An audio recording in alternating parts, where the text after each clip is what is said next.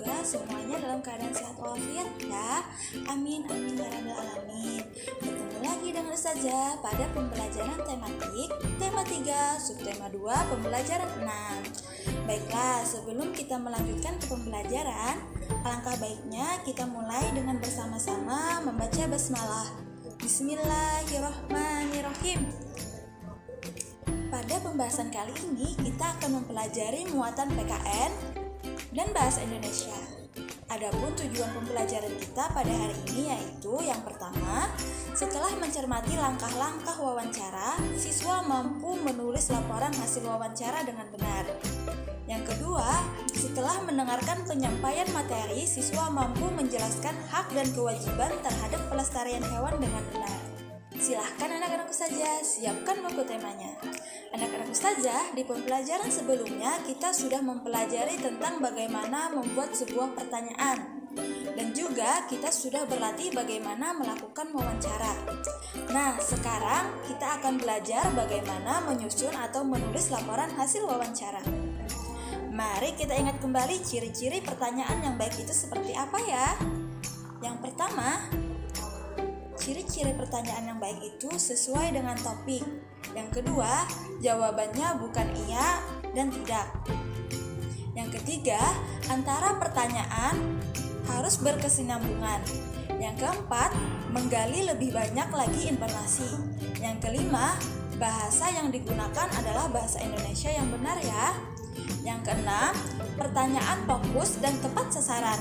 Yang ketujuh, diawali dengan kata tanya seperti apa, siapa, di mana, kapan, mengapa, dan bagaimana. Nah, anak-anak Ustazah, agar hasil wawancara maksimal, maka pewawancara perlu memperhatikan hal-hal yang penting seperti berikut, yaitu sebelum melakukan wawancara, ketika melakukan wawancara, dan setelah melakukan wawancara atau yang biasanya kita kenal dengan singkatan. Baiklah anak-anak Ustazah, sekarang kita akan belajar tentang cara menulis laporan hasil wawancara.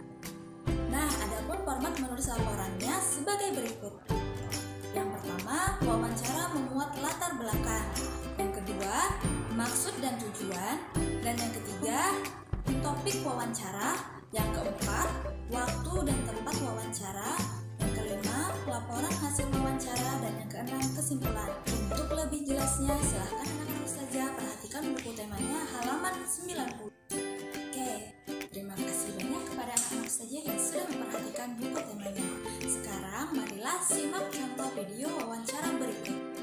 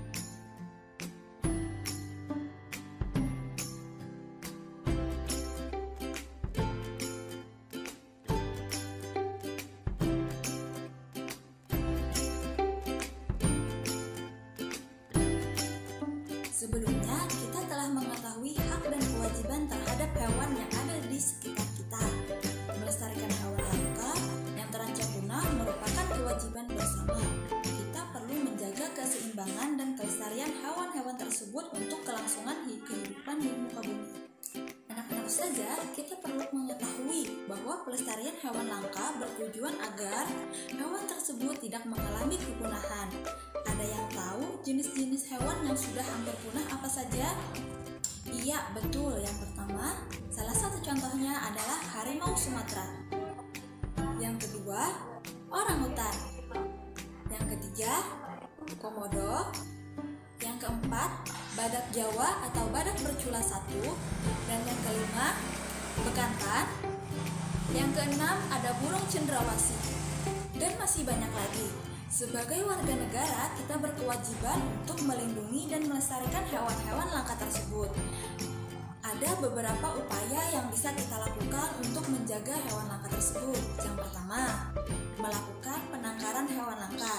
Yang kedua, mendirikan tempat-tempat perlindungan hewan langka, misalnya seperti Suaka Marga Satwa, Cagar Alam, Kebun Binatang, dan Taman Nasional. Adapun dengan kita melindungi hewan-hewan langka tersebut, kita dapat menjaga keseimbangan ekosistem agar kehidupan di muka bumi tetap berjalan dengan baik. Yang kedua, melestarikan keanekaragaman hayati yang bermanfaat untuk ilmu pengetahuan dan juga kegiatan di masyarakat. Yang ketiga, memenuhi kebutuhan masyarakat seperti untuk bahan pangan dan obat-obatan. Hanya saja dalam penggunaannya kita tidak boleh secara berlebihan. Melestarikan hewan langka yang terancam punah merupakan kewajiban bersama. Selain hewan langka, kita juga harus menjaga hewan-hewan yang ada di sekitar kita. Salah satunya adalah hewan peliharaan. Kayak anak-anak saja, terkait hak terhadap hewan peliharaan, ada yang masih ingat hak kita apa saja? Iya, betul. Yang pertama, kita dapat bermain bersama. Yang kedua, mendapatkan sumber pangan. Yang ketiga, mendapatkan bahan baku kerajinan. Yang keempat, kita bisa mendapatkan tenaganya. Contohnya seperti kerbau untuk membajak sawah. Oke, adapun kewajiban kita terhadap hewan peliharaan, yang pertama, kita harus memberi makan dan minum. Yang kedua, kita tidak boleh menyakitinya. Yang ketiga, memelihara dan menjaga kebersihan kandangnya. Yang keempat, menjaga kebersihan badan hewan tersebut. Dan yang kelima, membawanya ke dokter hewan apabila hewan kita mengalami sakit. Anak-anak saja, tadi kita sudah mempelajari tentang bagaimana membuat laporan hasil wawancara yang baik, serta bagaimana hak dan kewajiban kita terhadap hewan. Nah, juga tadi sudah mengetahui bagaimana cara yang dapat kita lakukan untuk melestarikan hewan langka. Nah, untuk lebih memahami materi kita pada hari ini, silahkan anak-anak saja kerjakan latihan berikut.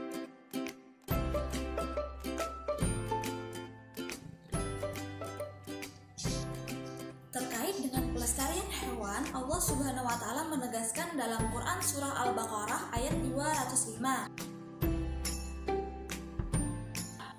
yang artinya, dan apabila ia berpaling dari kamu, ia berjalan di bumi untuk mengadakan kerusakan padanya dan merusak tanaman-tanaman dan binatang ternak, dan Allah tidak menyukai kebinasaan. Demikianlah pembelajaran kita pada hari ini. Salah hilapnya mohon maaf. Apabila ada yang ingin ditanyakan, silakan anak-anak ustazah menghubungi ustadz dan ustazahnya di kelas. Demikian, wassalamualaikum.